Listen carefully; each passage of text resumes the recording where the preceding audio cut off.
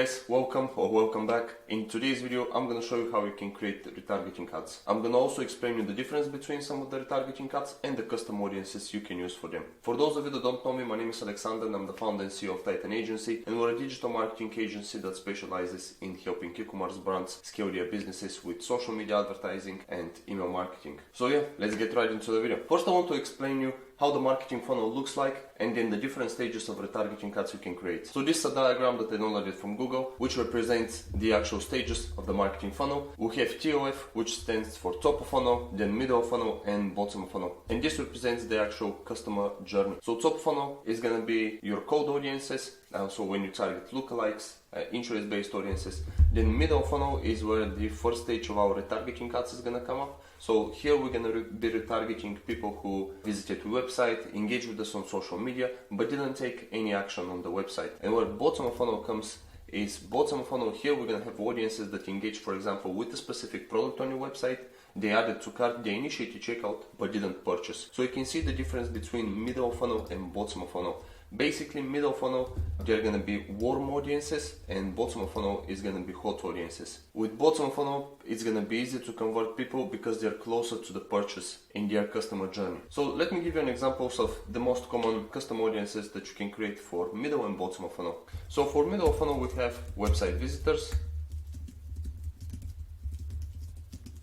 and then you can go all the way up to people who visited your website in the last 180 days. You can't go past that because Facebook doesn't give you that option. So website visitors can go anywhere from 1 to 180 days.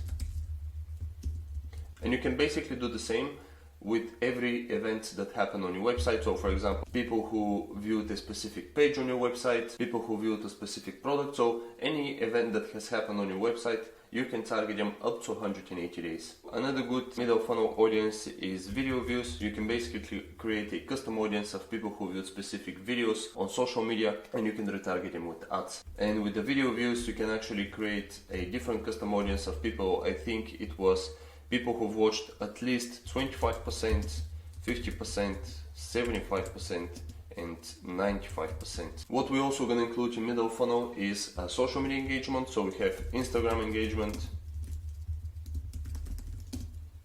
And when it comes to custom audiences on social media, so Facebook and Instagram, you can go from 1 to 365 days. So basically you can target people who've engaged with you on social media in the past 1 year. And you have a couple of options that you can create on Instagram and Facebook, which I'm going to show you in a minute. But let's fill the list with some common middle funnel audiences, and then we're gonna go to bottom of funnel. So there you go, these are some of the most common ones. So we have website visitors, we have video views, we have Instagram engagement, Facebook engagement, and then we have website page visitors. So for example, you can target people who visited a specific page on your website. Then let's go to bottom of funnel. Again, bottom of funnel is gonna be the hot audiences, so usually you're gonna get more conversions here. And the most common bottom of funnel audiences I use are view content, so people who checked a specific product on your website.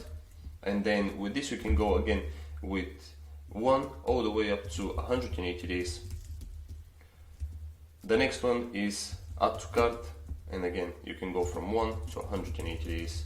And then the last one is initiate checkout, and again 1 to 180 days. But these are the most common ones I use. You can get very creative with the custom audiences that you can create on Facebook, and I'm gonna show you how you can create them actually right now. So this is the test account that I have.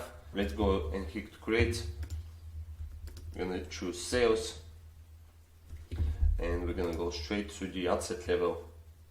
We're gonna choose our pixel, we're gonna choose an event, and then from where you can create custom audience is actually here. You can see custom audiences, simply hit create new, and here you can create lookalike audience as well, but you're gonna click custom audience, and these are all of the options that you can create a custom audience of. So your sources, website, app activity if you have an app, catalog, customer list if you can upload. This is another really good custom audience that you can create. Offline activity, and then you have meta sources, so basically anything that is happening on Facebook and Instagram, you can create custom audiences here.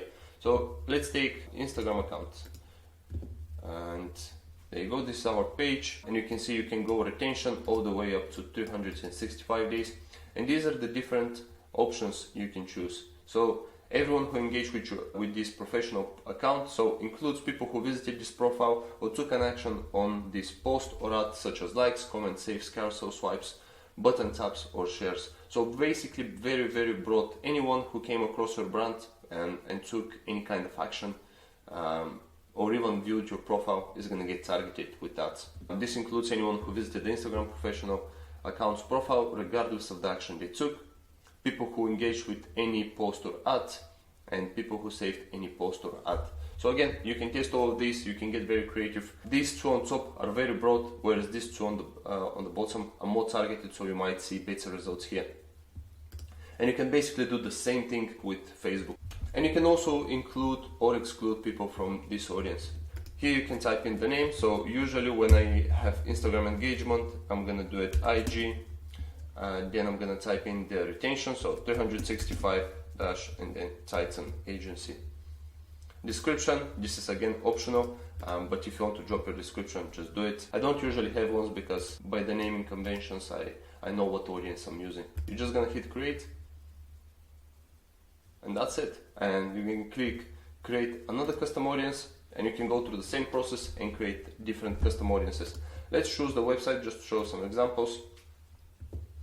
And you can see the pixel is not connected. Usually the circle is going to be in green if the pixel is connected properly, but again, this is a test account that we don't use, so that's why it's gray. And with the website visitors, you can choose all of the events here. Another thing, you can see here that we have from your events. All of the events that you set up on your website, they're gonna come here, but because again, we haven't set up all of the events and this is just a test account, we don't have all of the events, but usually gonna have purchase, initiate checkout, page views, website visitors, etc. And you can see here, you can target all website visitors, includes people who have visited any of your websites, and then if you have a couple of websites with the same pixel, you're gonna be able to target them all at once, and you're gonna be able to include them in a custom audience.